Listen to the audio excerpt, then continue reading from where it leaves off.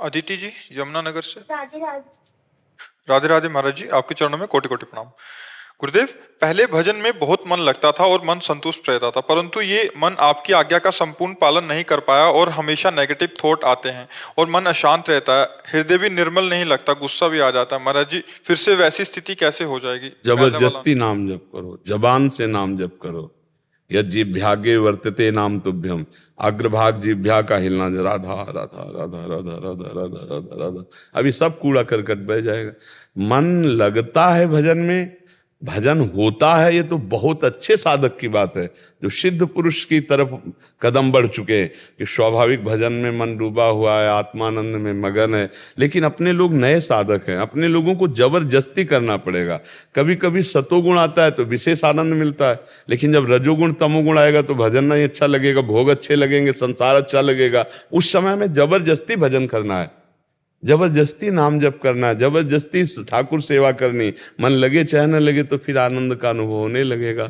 और डरता रहे कोई वैष्णव अपराध न बन जाए, किसी संत की निंदा, किसी संत के प्रति दोष दर्शन, कोई अपराध न बने, कोई खान पान गलत ना हो, तो हमारा भजन बढ़ता चला जाएगा। देख लो, किसी वैष्णव की निंदा ना बने, खान पान अशुद्ध ना हो, और हमारा मन भले संसार में जाए पर हमारी जबान से नाम चलता रहे, तो एक दिन मन भी लग जाएगा। नाम जब हम जिह्वा से जपते हैं तो नाम जी जप जागे जोगी, फिर हमारा हृदय जो है पवित्र हो जाता है।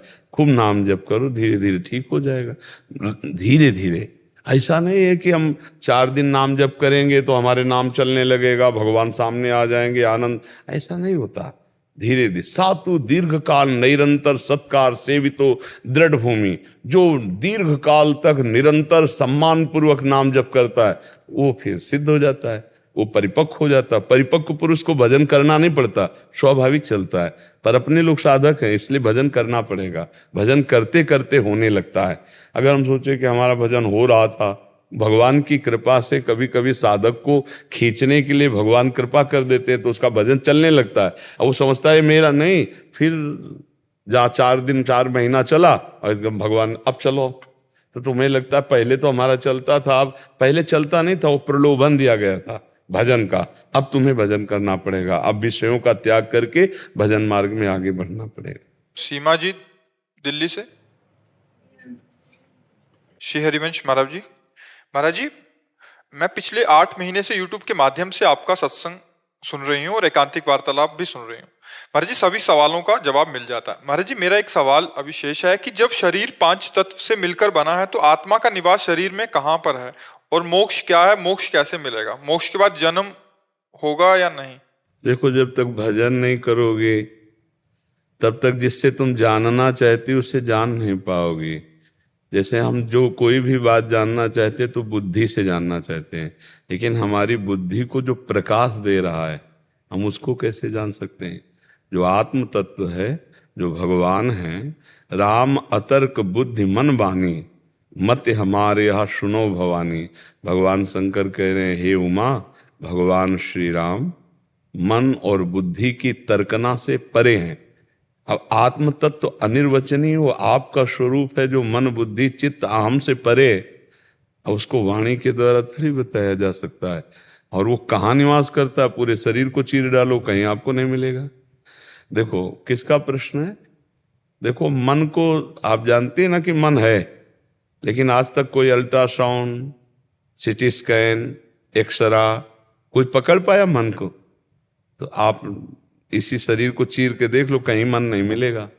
फिर वो तो अंतःकरण को भी जो प्रकाशित करता है वो आत्म तत्व से। आज तक कोई वैज्ञानिक देख पाया क्या कि शरीर में कहाँ आत्मा है? आप हो, लेकिन आप अपने को जानते हो क्या? शरीर को भले शीशा देख के कह दो कि हम जानते हैं ये इतना ऐसा है ऐसा है, लेकिन आप अपने को नहीं जानती हैं। तो अब आत्म तत्व कहाँ रहता है? वो सर्वत्र है, कोई कण ऐसा नहीं जहां वो ना हो, सर्वत्र है। अब उसके लिए भजन करोगे तब उसको, अब वो वाणी का विषय नहीं तो उसको कैसे बताया जा सके? वाणी का विषय केवल स्थूल होता है, बहुत सूक्ष्म को इशारे से दर्शाया जाता है, लेकिन जो स्थूल सूक्ष्म और कारण तीनों को प्रकाशित करता है उसको कैसे ये जान सकते हैं? मन बुद्धि, उसको तो जान नहीं सकते। हाँ, मन बुद्धि में वो कृपा करे तो स्फुरित हो जाए, इसीलिए नाम जप करो, भगवान की लीला कथा सुनो, भगवान की सेवा करो, वो कृपा करें। तो गोस्वामी जी ने इसी बात को कहा, सोई जाने जेहि देहु जनाई, और जानत तुम्हें तुम्हें हो जाए। जिसे आप जना दो वही जान जाता है, जो जान जाता है वो आप ही हो जाता है, अर्थात वो भगवत स्वरूप हो जाता है। तो अब इसको तो वाणी से तो बताया नहीं जा सकता कि आत्मा कहाँ है और कैसी है, क्योंकि वो सर्वत्र है, कहाँ नहीं है, सर्वत्र है, वो सर्वत्र है। वो यहाँ जो यहाँ है ना, वो सर्वत्र है। प्रहलाद जी ने जब कहा कि खंबे में भी है, तलवार में भी है, सब में है, तो कहा खंबे में भी, तेरा भगवान खंबे में। प्रहार घूंसे का जे करना चाह तो फाड़ के खंबा, नरसिंह रूप में प्रकट हो गए भगवान। कहाऊ सो कहां जहां प्रभु नाई, सर्वत्र भगवान है। वैसे भगवान कहते हैं मैं हृदय देश में रहता हूं। जो हमारा अंतःकरण हृदय है, इसी में वो गुप्त रूप से रहते हैं। कितनों के हृदय का पोस्टमार्टम होता है, कहीं भगवान मिले क्या, कहीं आत्मा मिली क्या, कहीं मन मिला क्या, कहीं बुद्धि दिखाई दी क्या, नहीं। ये सूक्ष्म शरीर है अंतःकरण, फिर स्वभाव है कारण शरीर, फिर तीनों शरीरों को जो प्रकाशित कर रहा है वो आत्म तत्व है, तो कैसे जान जाएंगे। इसीलिए वो अपने आप से अपने आप में जाना जाता है। पहले भजन हो डट के, तब समझ में आएगा। और क्या प्रश्न था? मोक्ष क्या है, मोक्ष कैसे प्राप्त होगा? देखो, इस शरीर संसार में जो हमारा राग हो गया है, इस राग का नाश हो जाए तो हमारा जो स्वरूप है वो निर्लेप है, निर्विकार है, चैतन्यमय है, आनंद स्वरूप, उसी में जो प्रतिष्ठित हो गया, मुक्त हो गया, जिसके ऊपर काम क्रोध लोभ मोह मद मत्सर का प्रभाव न पड़े, जिसके ऊपर मान अपमान का, सुख दुख का, लाभ हानि का, शत्रु मित्र का समान भाव है, वो है आत्मस्वरूप जीवन मुक्त महापुरुष। अब उस मोक्ष में क्या सुख है? जैसे हम तुम्हें अभी रसगुल्ला पवावें, आपसे पूछे कैसा है, तो आप कहोगे मीठा है। फिर हम पूछे कैसा मीठा है, बोले बहुत मीठा है। नहीं, बहुत मीठा कैसा है, तो उत्तर होगा खा के देख लीजिए। इसके आगे आप नहीं बोल सकते, फिर आप यही बोल पाएंगे कि आप खा के देख लीजिए। तो ऐसे ही बहुत परमानंदमय है आत्मस्वरूप जो मोक्ष पदवी, अखंडानंदमय है। बोले कैसा होता है अखंडानंद? अपार सुख जिसमें दुख का लेस नहीं है।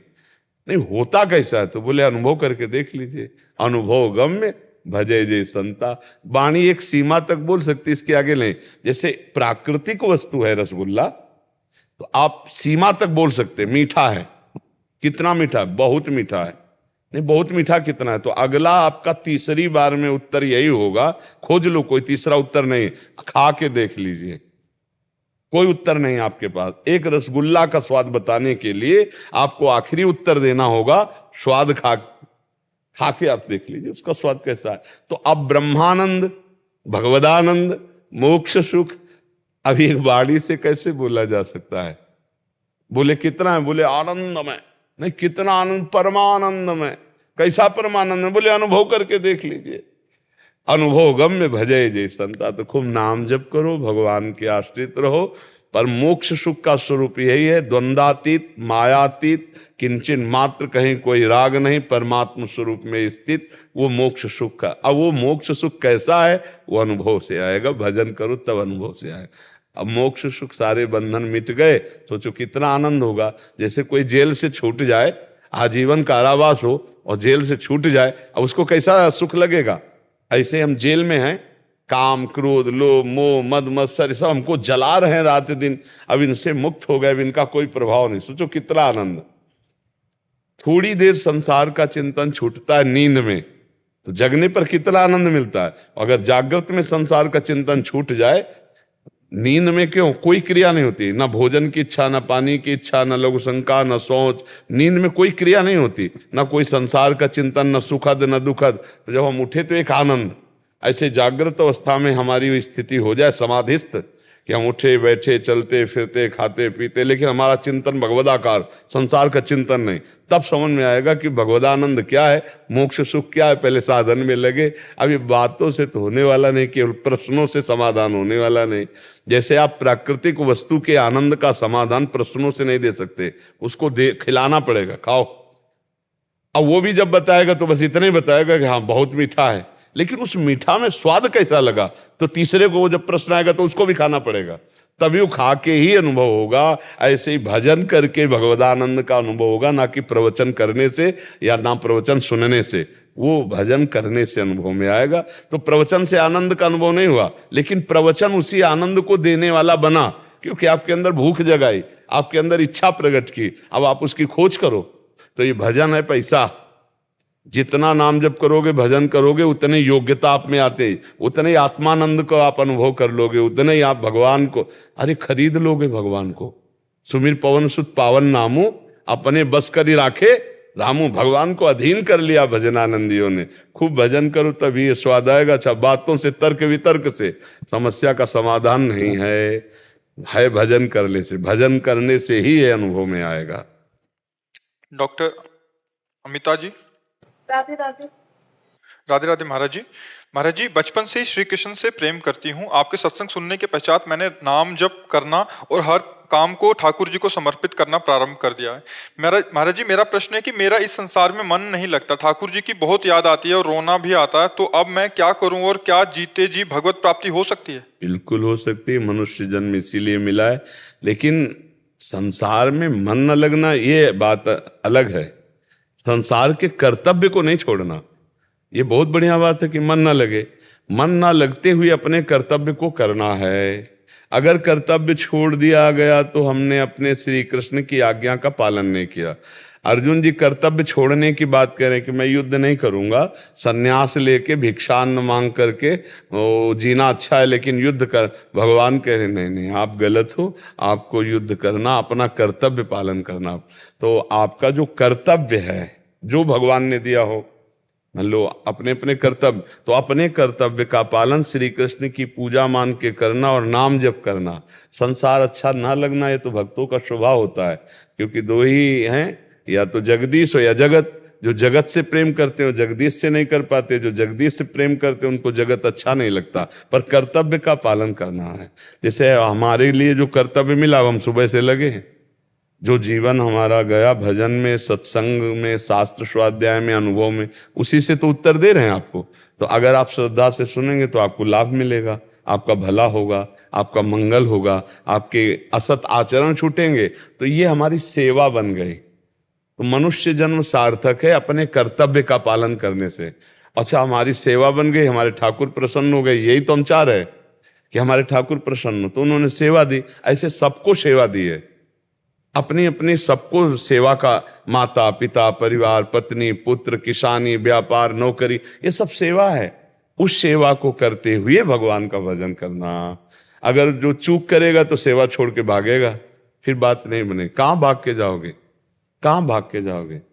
अगर सोचते हो कि जंगल में जाने से भगवान की प्राप्ति हो जाए, हम एक कह रहे हैं, तो जंगल में खरगोश भी रहते, हिरल भी रहते, सियार भी रहते, बहुत से जीव, क्या भगवत प्राप्ति हो गई? वो जंगले में रहते नहीं हुई। बोले गुफा में जाने से तो चूहा भी बिल में रहता है, सांप भी बिल में रहता है, क्या भगवत प्राप्ति हो गई? क्या भगवत प्राप्ति सिर्फ भजन से होती है। अब वो चाहे घर में कर लो चाहे वन में कर लो, भजन से बात है। भजन ना हो तो वन में भी आपको भगवान नहीं मिलने वाले, और भजन बन जाए तो घर में ही भगवान मिल जाएंगे। भजन, अपने कर्तव्य का पालन। देखो जो विट्ठल भगवान महाराष्ट्र के हैं ना, तो एक पुंडरीक नाम के भगत अपने माता पिता को भगवान मान के सेवा करते थे।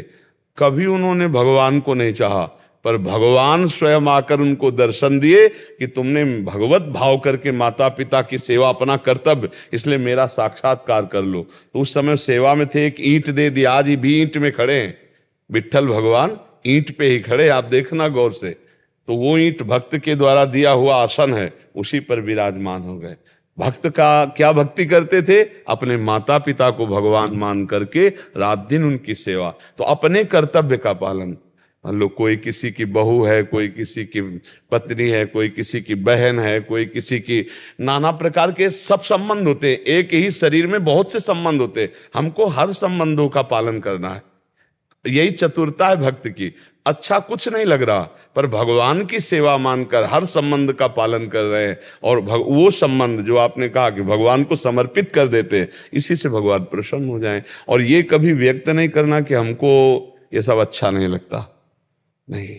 भगवान ने हमको जो सेवा दी है, हम प्राणपन से उसका निर्वाह करेंगे। यही चतुरता भक्त की है।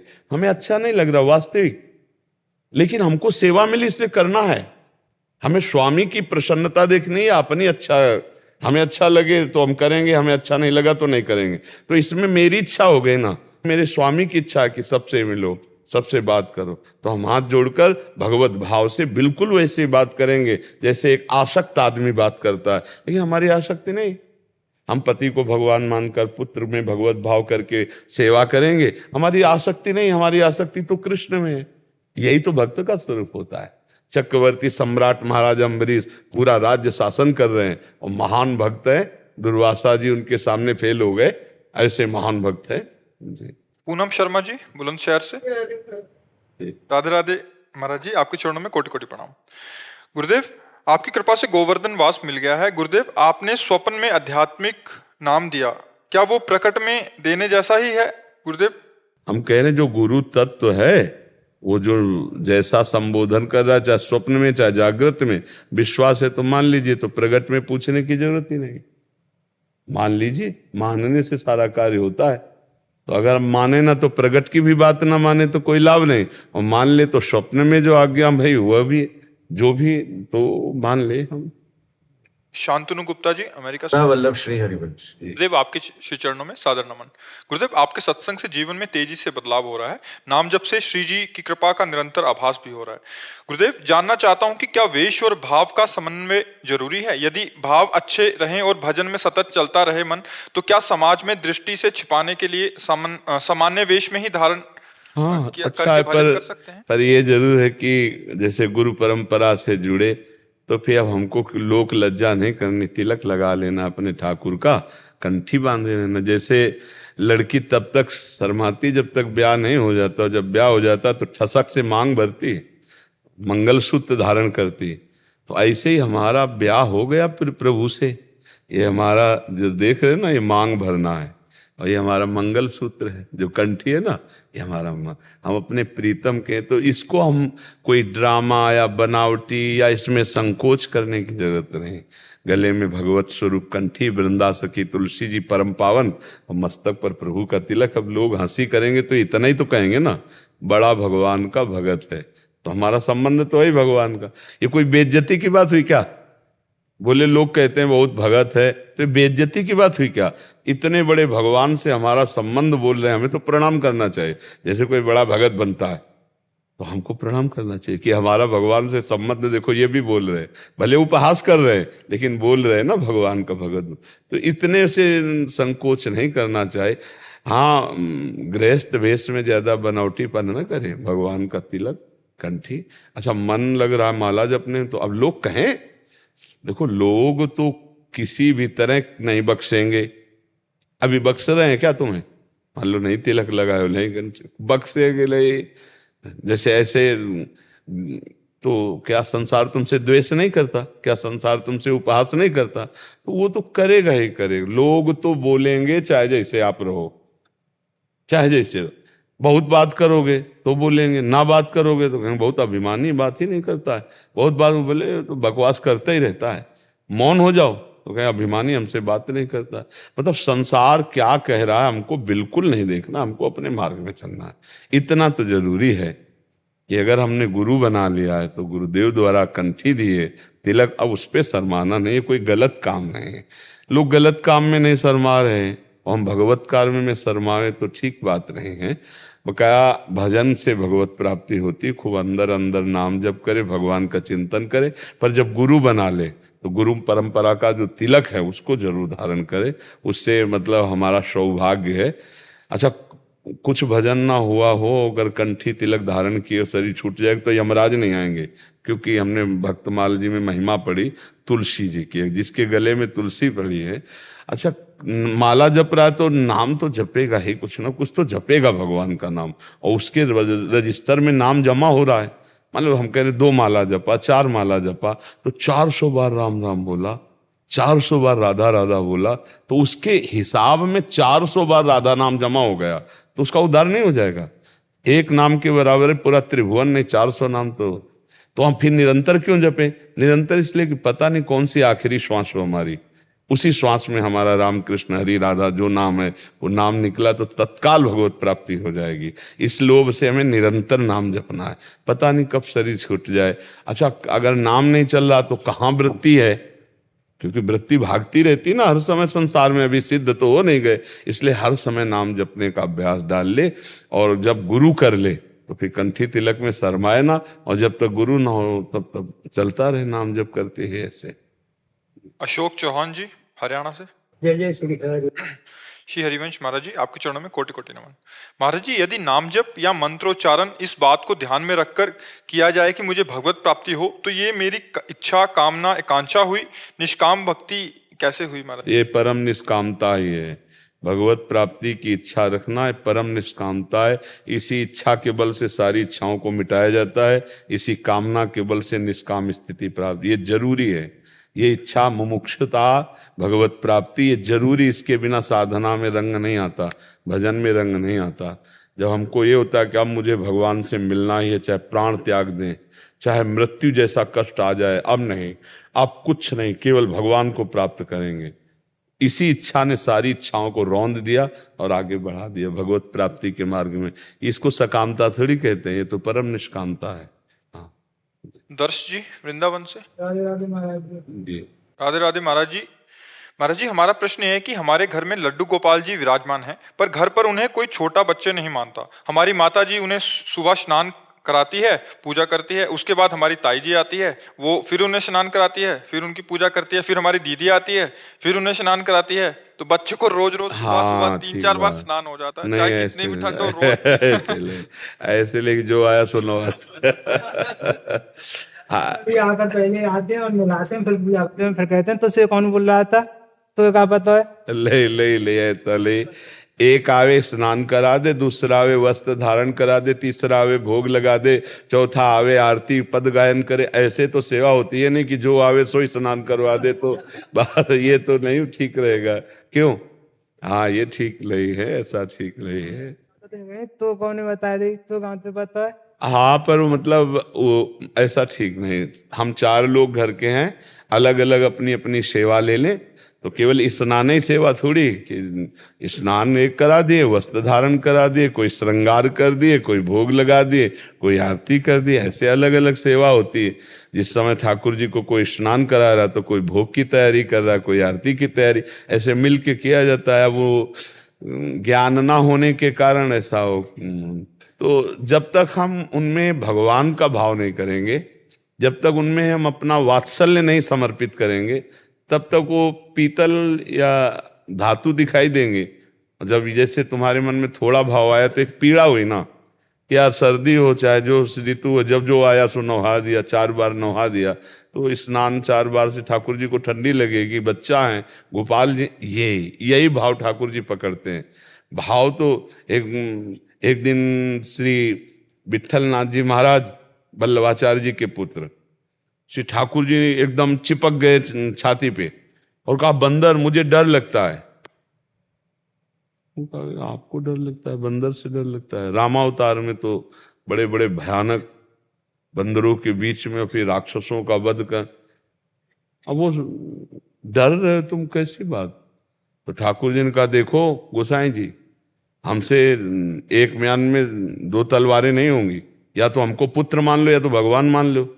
भगवान मानो तो हम दिखावें तुमको वैभव भी, जब पुत्र मानते हो तो हम पुत्र जैसी लीला करते हैं कि हम बंदर को देख के डर गए, तो तुम फिर हमसे प्रश्न क्यों कर रहे हो? जब हमें पुत्र मानते हो तो पुत्र जैसा व्यवहार, अगर भगवान मानते हो तो फिर दिखावें तुमको अपना वैभव। तो ये बात है। अगर हम गोपाल जी को बेटा मानते हैं, गोपाल मानते हैं, तो हमें सोचना दूसरी बार, मान लो तुम्ही को है, कोई आवे 1 बाल्टी पानी डाल के चला जाए, फिर दूसरा आवे डाल के चले, तो परेशानी आ जाएगी ना। तो ये बात देखनी है कि हमको, अच्छा अलग अलग भाव की उपासना, अब यही शंकर जी हो तो चल जाएगा, आए भाई जो आए वो अपना शंकर जी को नवाए, तिलक भोग, फिर आए वो स्नान, लेकिन गोपाल जी में नहीं चलेगा। अलग अलग भगवान के स्वरूपों की उपासना का अलग अलग भाव है। तो आपका भाव पूजनीय है। माता बहन और परिवार के जो सदस्य हैं शायद ये सुने तो आप सुना देना, अगर हमारी प्रार्थना माने तो एक स्नान करावें, एक श्रृंगार करावें, एक भोग बना के एक आरती कर दें ऐसे।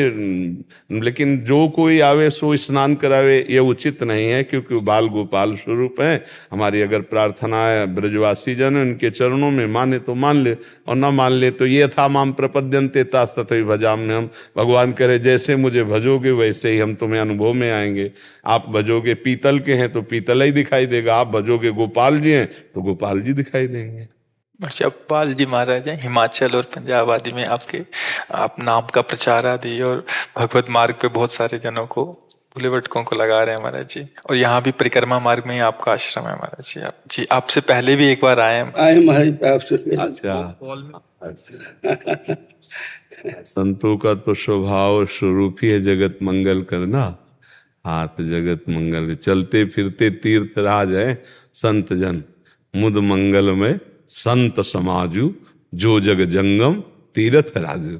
ये अपने दर्शन से, अपने संभाषण से जगत को पावन करते रहते हैं संत भगवान।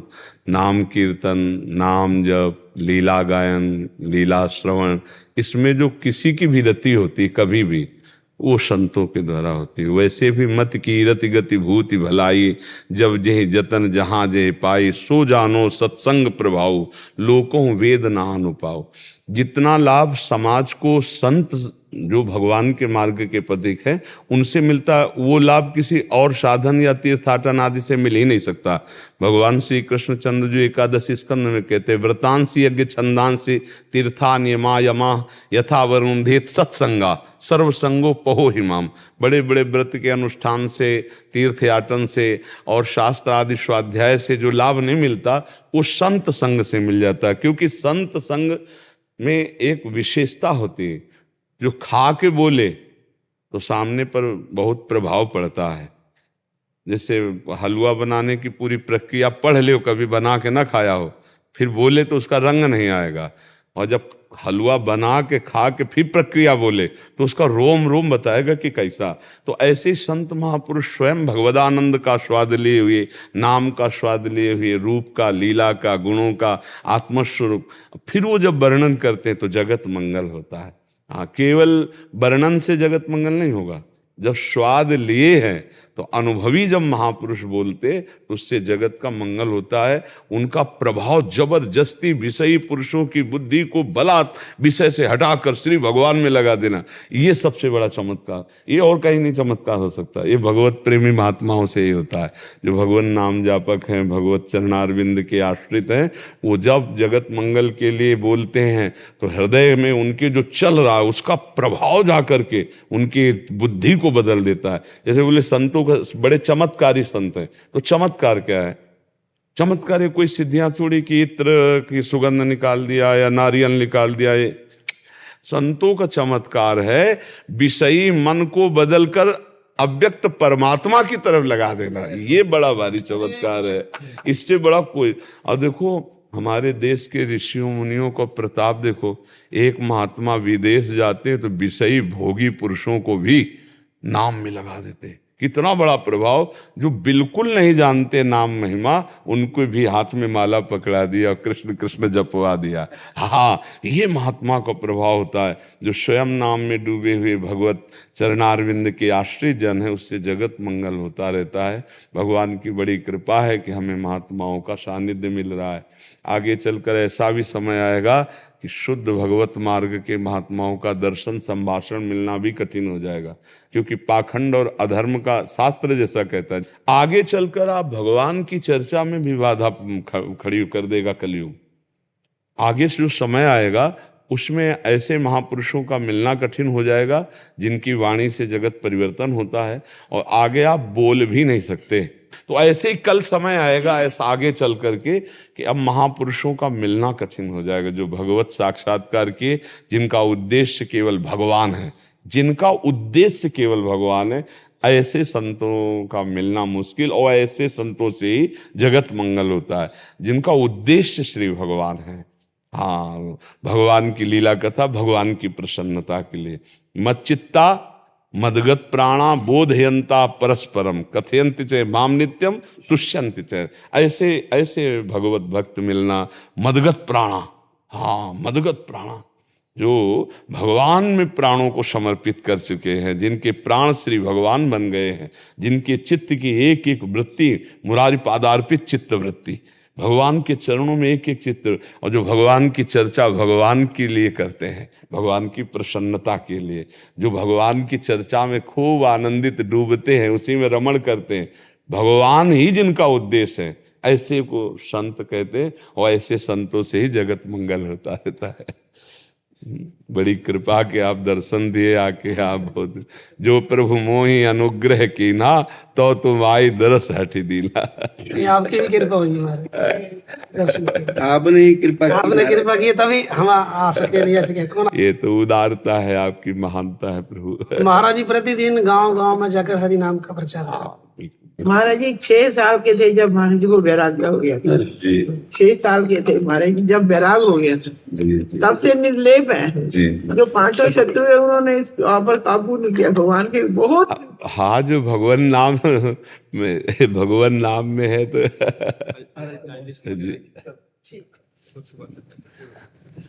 चरणों दंडवत प्रणाम है बहुत फिर कृपा करते हैं महाराज जी। आज हरि हम पर बहुत प्रसन्न है, क्योंकि आपके दर्शन के बाबा का तो वीडियो देखते रहते हैं, तो उसी से बहुत प्रेरणा मिलता रहता है, तो उसी से। हाँ, अगर एक भी शब्द मान करके हम चलेंगे तो आगे का रास्ता खुल जाएगा। ये भगवत मार्ग है ना, अगर हम एक भी लाइन मान लें, अपने जीवन में उतार लें, तो पूरा प्रवचन जितना है वो अपना रंग ले आएगा। जैसे चद्दर का एक भी कोना पकड़ लें तो पूरा चद्दर आ जाता है ना, ऐसे परमार्थ में कि हम अगर संतों की एक भी बात मान लें तो धीरे धीरे हमारे अंदर योग्यता बनती चली जाएगी, हम परमार्थ के अच्छे पथिक बन जाएंगे। अध्यात्म के बिना किसी को शांति नहीं मिल सकती, चाहे जो पद हो, चाहे जितना रुपया हो, चाहे जितनी भोग सामग्री हो, जब तक उस अध्यात्म में प्रवेश नहीं तब तक मन को विश्राम नहीं मिल सकता। मन सदैव चंचल बना रहता है, इसको विश्राम देना है चाहिए, और वो मिलेगा भगवान के आश्रय से, भगवान के चिंतन से। अध्यात्म के बिना मन शांति नहीं है। और हम जो कुछ भी करते हैं मन शांति के लिए करते हैं, मन प्रसन्न हो जाए, मन शांत हो जाए। लेकिन आप देखो, विविध प्रकार के रुपया पैसा भोग सामग्री से ये कभी शांत नहीं हुआ।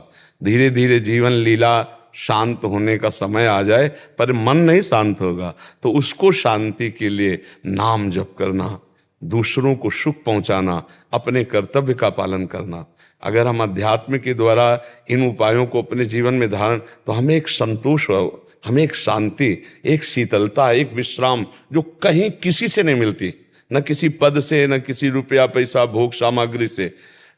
चाहे जितना रुपया पैसा भोग सामग्री पद हो, जब तक अध्यात्म का बोध नहीं, तो चिंता भय शोक इनसे नहीं हट सकता, ये बना ही रहेगा। और जब अध्यात्म आ जाता है तो निश्चिंत, निशोक, निर्भय, एक अद्भुत आनंद, क्योंकि भगवान है ना, वो अकेला निर्भय सबको पछाड़ने की ताकत रखता है, क्योंकि उसको पता है मेरे साथ भगवान है। वो एक अद्भुत आनंद में रहता है। और जब अध्यात्म का ज्ञान नहीं होता तो चाहे जितनी सुख सुविधाएं, चिंता बनी रहती है, शोक बना रहता है, भय बना रहता है, क्योंकि कुछ स्थायी नहीं है। जब शरीर ही स्थायी नहीं है तो यहाँ कुछ स्थायी नहीं है। इसलिए कोई नशा मत करना, अच्छे आचरण करना और भगवान का नाम जप करना, और रोज सत्संग सुनते रहोगे तो आपके हर प्रश्न का उत्तर मिलता रहेगा, क्योंकि कोई न कोई प्रश्न जो निकलेगा वो अपने लोगों का भी होता है। समस्या का समाधान जो अगर रोज सत्संग सुनता रहे तो प्रश्न ही नहीं रह जाएगा। जैसा आपने कहा कि जो हम सुनते हैं तो उससे निराकरण हो ही जाता है।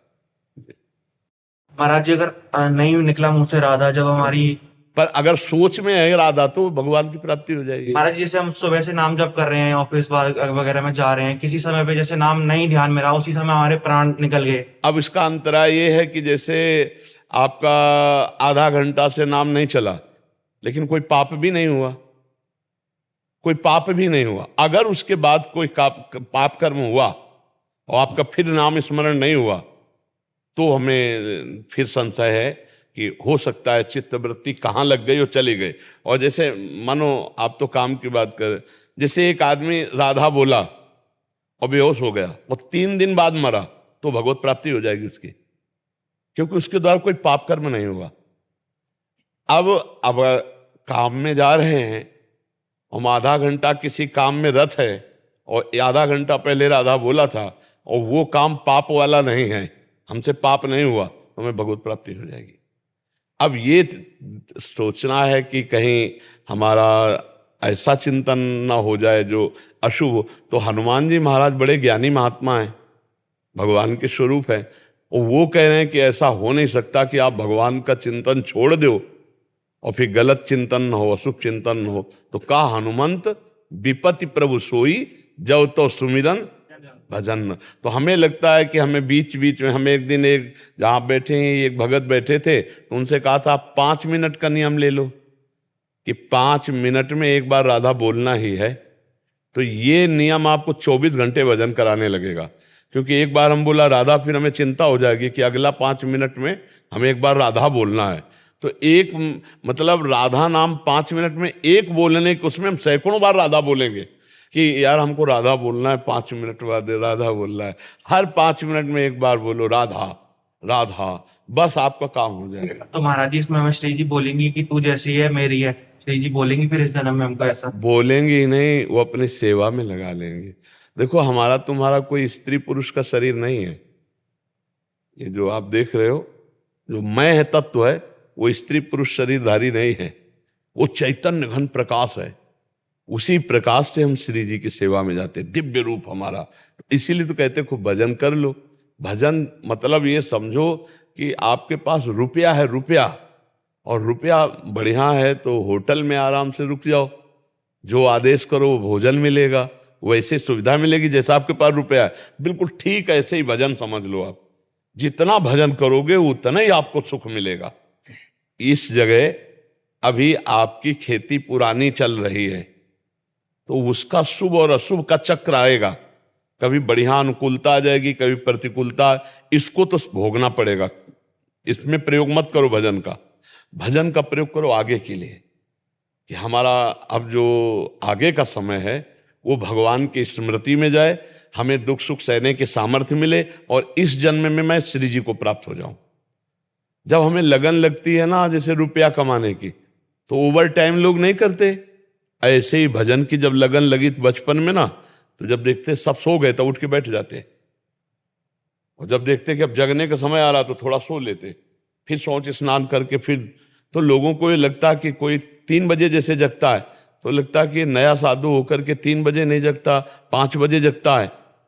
तो जब वो जगने का टाइम आता तब हम सोते, किसी को जानने नहीं दिया।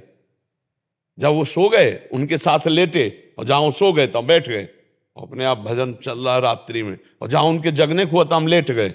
अब वो शौच स्नान को गए, आनंद से घंटा 2 घंटा आराम, फिर स्नान किया, फिर साधन में लग गए, दोपहर में थोड़ा विश्राम कर लिया, फिर जैसे गरीब आदमी रुपया कमाने में लगता है ऐसे भजन में जब लगा जाता है तब संसार से पार हुआ जाता है। तो अच्छा ये चीज अंदर की है, अंदर अंदर की, माला ले ना ले कुछ करो ना, वो अंदर का है। अब मान लो अभ्यास बनाने के लिए आजकल तो काउंटर भी चल गया, अंगूठी की तरह, हाँ अंगूठी की तरह पहन लो, प्लस ऐसे कर रहे, अच्छा जेब में डाल लो, कोई दिखावा भी नहीं है, और इसमें मन भी लगता है कि आज हमने 50,000 जपा, आज हमने 1,00,000 जपा, तो इससे मन में रुचि पैदा होने, क्योंकि नया मन है ना अभी माया से प्रभु की तरफ, नया नया स्वाद है उसको, तो इसको फंसाना है हमको।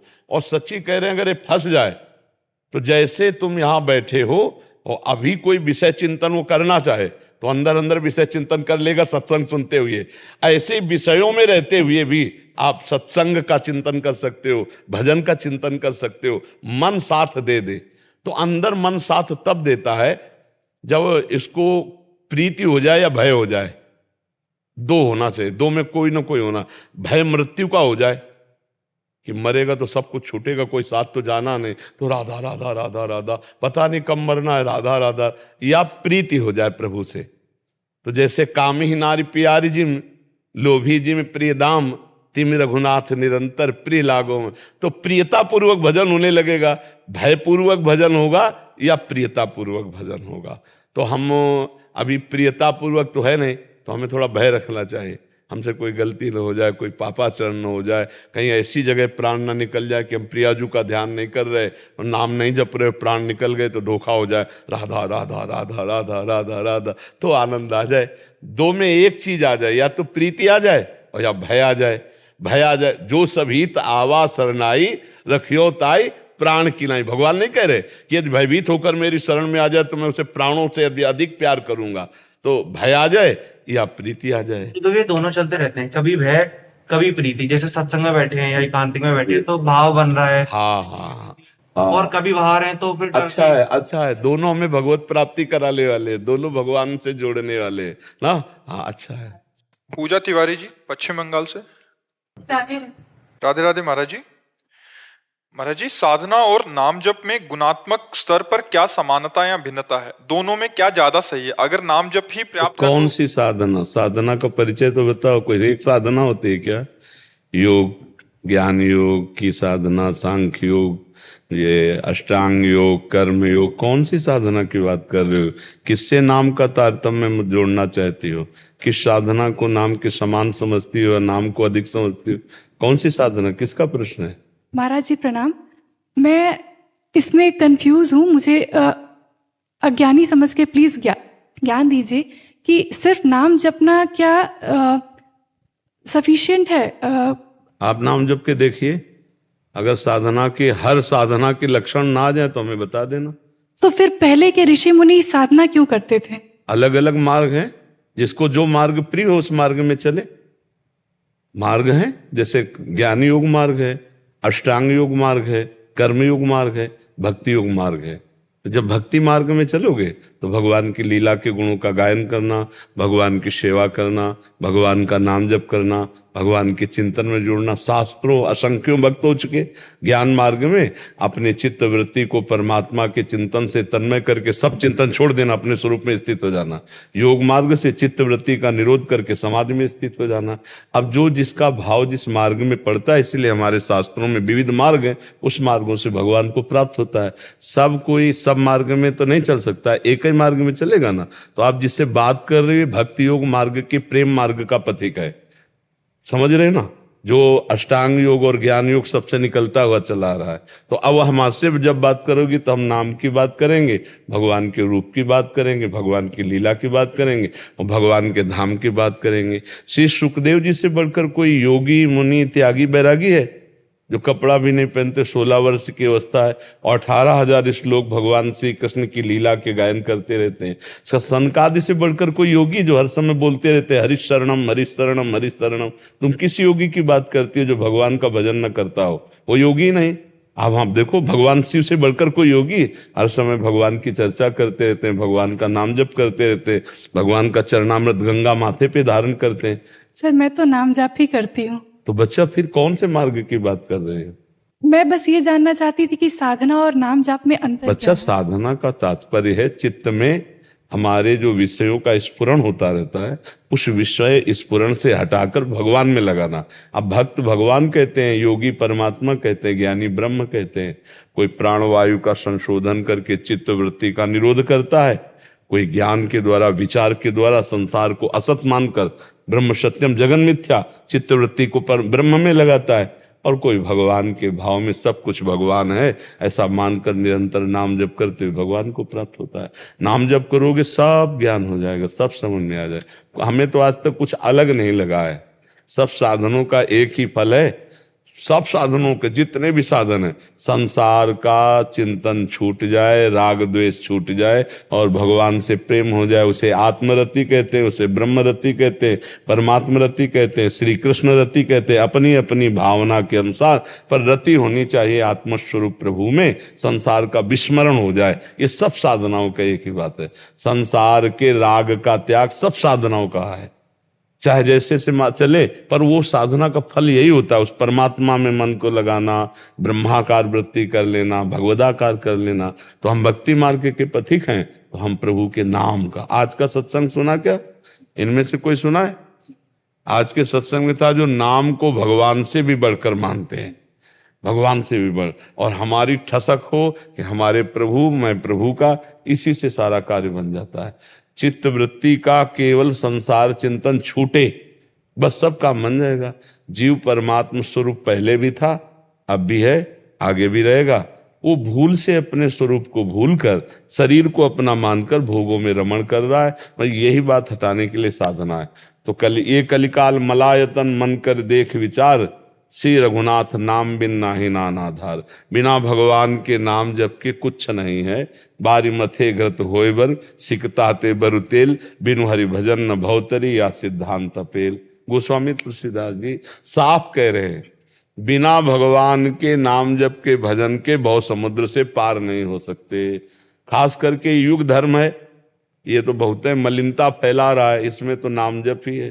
देखो, कृतयुगे ध्यायते विष्णु, त्रेतायाम यजते मखई, द्वापरे परिचर्यायाम, कलौ तद्धरि कीर्तना। सतयुग में ध्यान के द्वारा भगवान की प्राप्ति होती, सब पवित्र हृदय के सब आत्म स्वरूप में ध्यान होता। त्रेतायाम यजते मखई, त्रेता में यज्ञ के द्वारा भगवान की प्राप्ति होती। द्वापरे परिचर्यायाम, द्वापर में पूजा के द्वारा। अब कलयुग में तीनों साधन नहीं हो सकते। आंख मूंद के देखो, मन कितना चंचल भोगों में जा रहा है, अंधेरा दिखाई देता है, तो ध्यान तो हो नहीं सकता।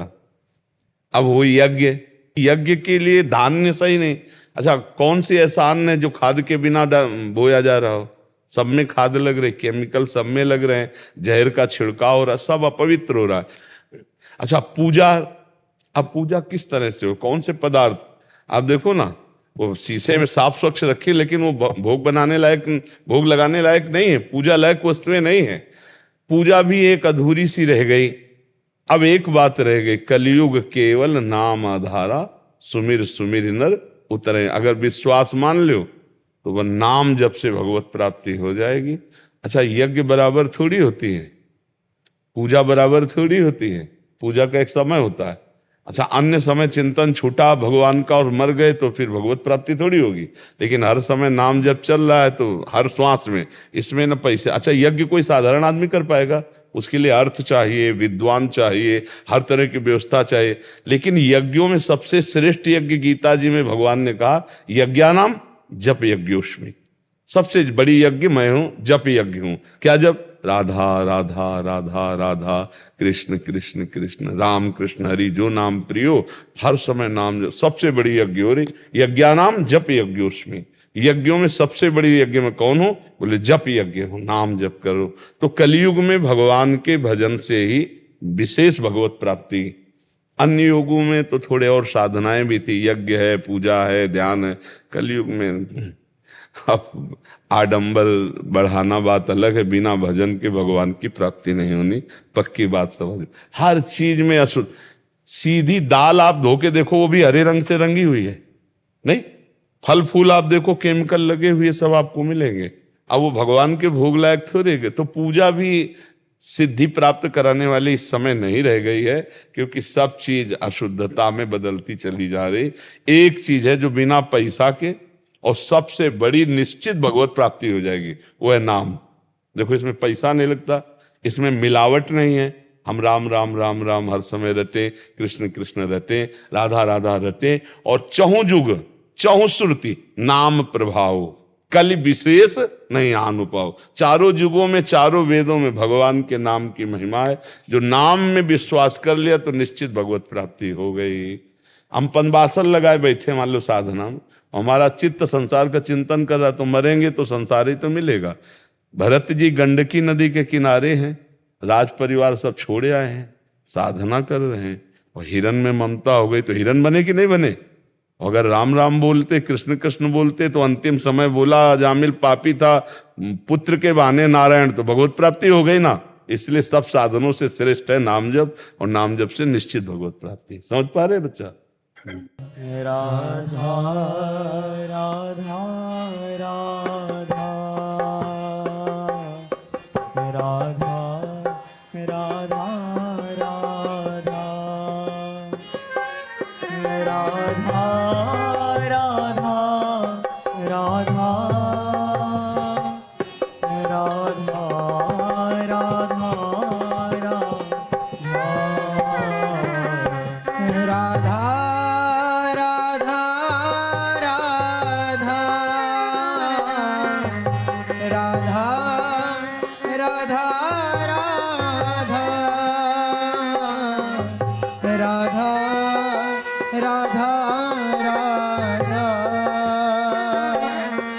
राधा राधा राधा